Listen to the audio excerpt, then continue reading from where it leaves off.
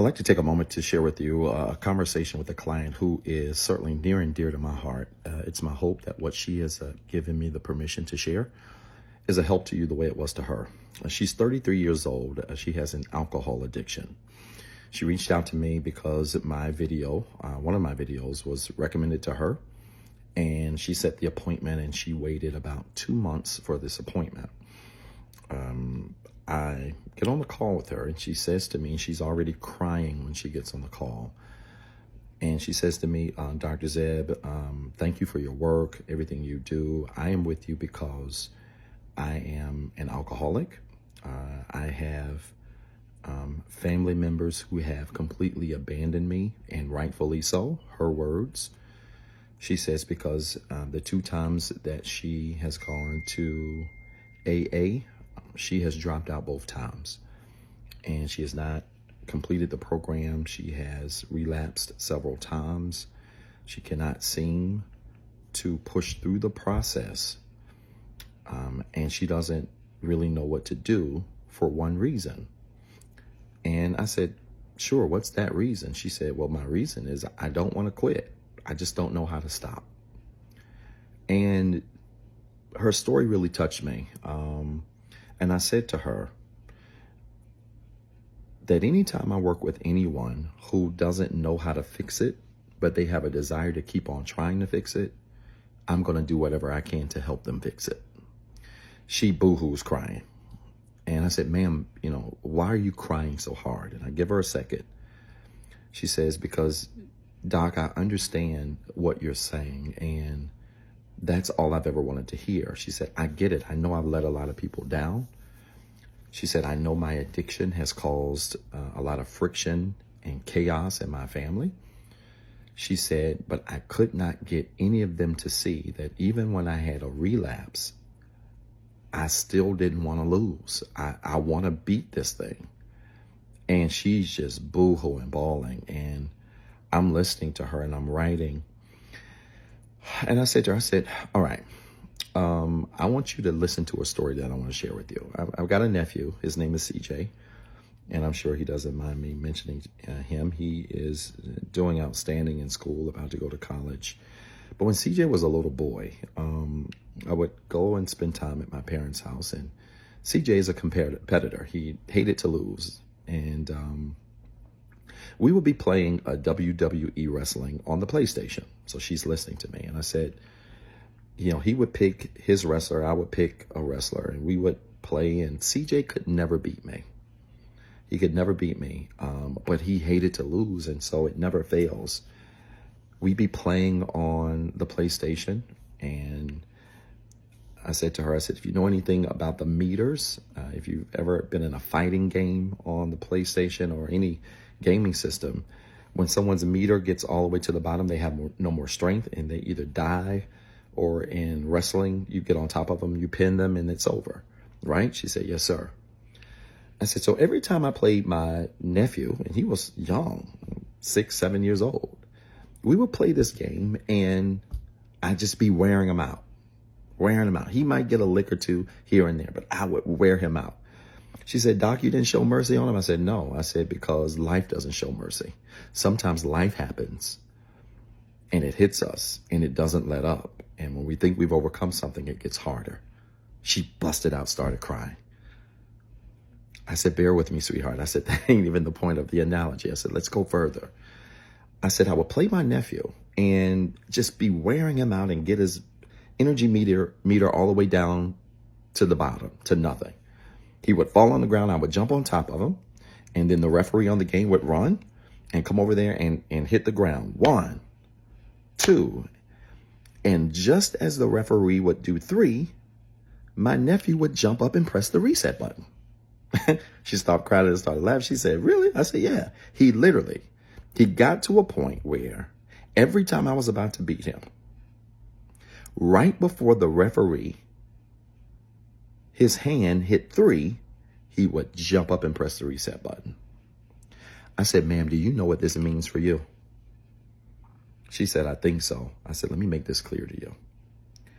I don't care how many times you fall down.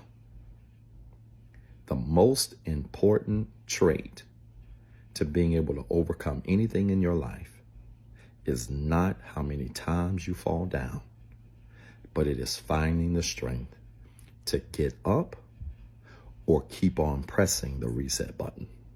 She just burst out crying. She was really emotional. I was even having to guard myself. I just really felt the intensity of her struggle and had to guard my own emotions.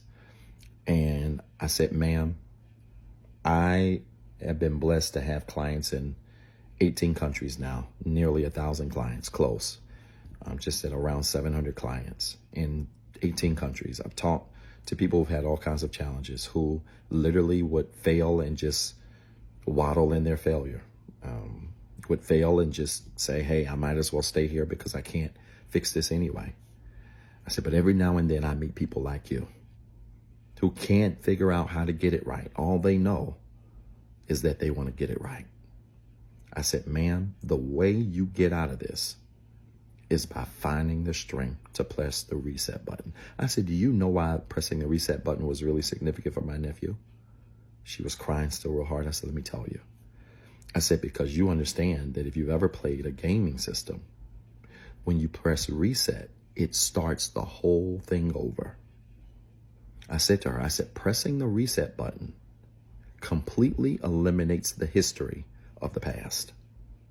I said, and one of the reasons why you're struggling emotionally right now is because mentally your mind keeps playing over and over and over again all the times that this alcohol was beating you in wrestling. She started smiling. I said, the alcohol's been wearing you out and beating you and knocking down your energy. And it's been knocking you to the ground. And the alcohol has jumped on you and was getting ready to pin you. But every time it completely did you under, you found the strength to get up and press the reset button. She started crying again. I said, ma'am, anybody who has the strength to press the reset button has a chance to start all over again. It matters not how many times you fall. I said, do you have a religious preference or anything? She said, Doc, I know you work with all kinds of religions. And she said, I am a Christian, but I'm ashamed to say it because I haven't even been true to that. I said, don't be ashamed. I said, there are a lot of people that are claiming to be Christian, they're claiming to be Muslim, all kinds of religions that are not being true to what they claim to believe. I said, but here's the reality. None of it is grounded in perfection. You got to find the strength to keep on getting up. I said, you're a Christian. And one of the teachings that Jesus Christ taught was about the power of forgiveness. When asked by the disciples, how many times should you forgive someone? Disciples were guessing. Jesus said, not 70, but 70 times 7. I said, do you know what that meant? She said, yes, sir. She said, it meant unlimited. I said, exactly.